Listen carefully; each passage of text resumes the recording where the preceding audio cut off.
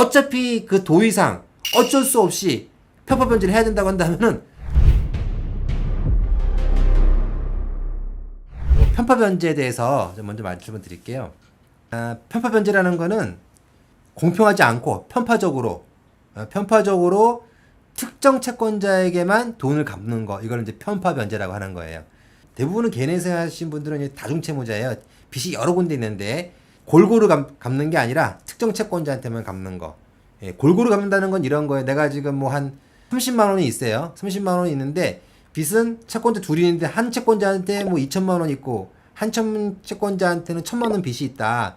그러면 내가 30만 원을 골고루 갚으려면은 2천만 원 채권자한테 20만 원 갚고 1,000만 원 채권자한테 10만 원 갚는 게 이게 골고루 갚는 거죠. 이렇게 갚는 거는 이제 편파 변제가 아니에요. 근데 뭐 2천만 원 채권자한테 30만 원을 다 갚는다든지 혹은 1,000만 원 채권자한테 30만 원을 다 갚는다든지 좀 비율이 안 맞게 변제하는 거, 요런 게 이제 편파 변제에 해당되는데, 뭐 몇십만 원 차이 나는 거 요런 정도는 이제 크게 문제가 되지 않아요. 이렇게 변제를 하다 보면은 뭐 어떤 데는 좀 많이 변제도 조금 변제 이럴 수는 있어요. 이런 것까지 그런 게 아니라 좀 큰 돈을 이제 특정 채권자에게 변제하는데, 주로 금융기관에 대해서는 문제 발생하지 않고 개인 채권자들, 지인들, 특수관계에 있는 분들, 가족이라든지 지인이라든지 이런 데만 좀 변제를 하는 경우가 있어요. 물론 내가 이제 월급을 받으면 월급으로 변제를 할 때 그때는 이제 보통 골고루 변제하는데, 큰 돈, 집을 팔았다든지 뭐 자동차를 팔았다든지 어디서 목돈이 생겼어, 특수한 관계에 있는 채권자에게만 갚은 경우 그거는 편파 변제라고 해요.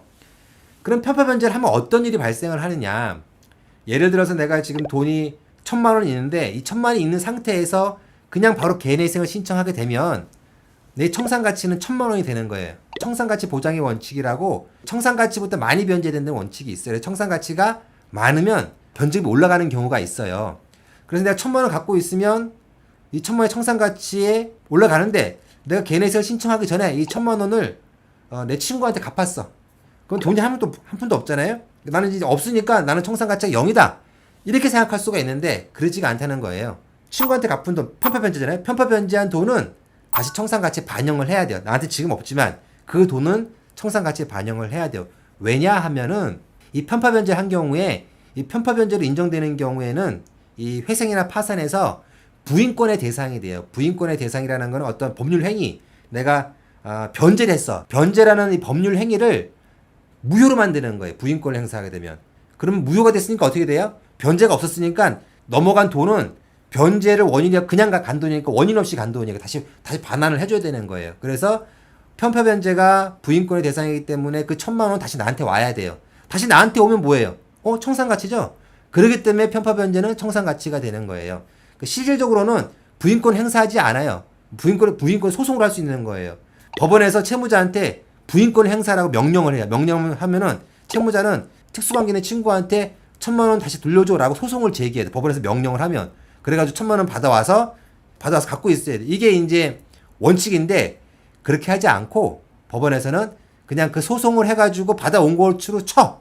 그렇게 간주해가지고 1,000만 원 있는 걸 보자라고 해서 청산가치에 반영을 하는 거예요.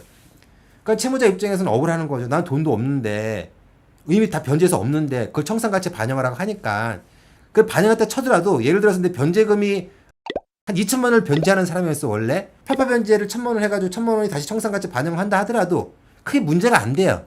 왜 문제가 안 되냐? 나는 이미 청산가치보다 많이 변제하고 있었으니까. 개인회생에서 내 변제금을 계산해봤더니 2,000만 원인 거예요. 그럼 청산가보다 많이 변제하니까 그 편파 변제 했다 해도 문제가 안 돼. 예, 전혀 문제가 안 되죠.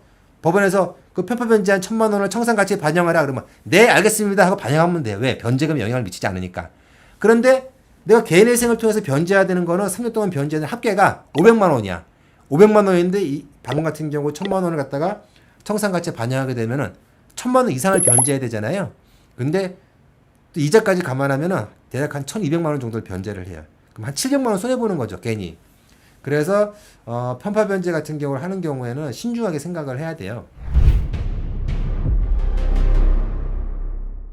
편파 변제를 안 했다고 하면 내 변제금이 바뀌냐?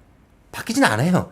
내가 1,000만 원을 친구한테 편파 변제 했으니까 청산가치 보장 원칙 때문에 1,200을 변제해야 되는데, 변제하지 않고 그 돈을 가만히 갖고 있으면 그래도 1,200을 변제를 하는 거예요.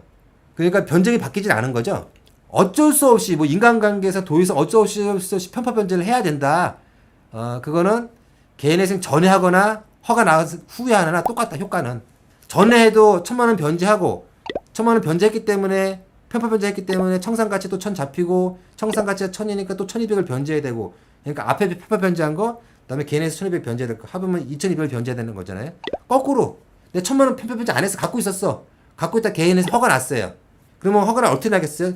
갖고 있으니까 청산가치 1,000이니까 1,200을 변제하라고 나겠죠? 1,200을 변제를 해야 돼. 근데 친구가 1,000 내 거 줬어. 이 친구가 1,000 주고 또 별도로 법원에 1,200을 변제해야 되는 거니까 마찬가지인 거예요.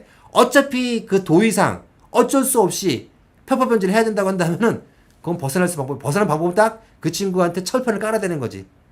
못 준다 이 돈. 난 개인회생으로만 너한테 갚아야 되지 별도로 갚을 수가 없다. 이런 거라고 한다면은 그러면 손해가 없겠죠. 그런 경우에는 1,200만 변제하면 되는 거예요. 근데 어쩔 수 없이 도의상으로도 갚아야 된다. 그런 케이스라고 한다면 어쩔 수 없는 거죠. 실무자 입장에서는 전이든지 후이든지 할 수밖에 없고 그럼 그로 인한 불이익은 받을 수밖에 없는 거예요.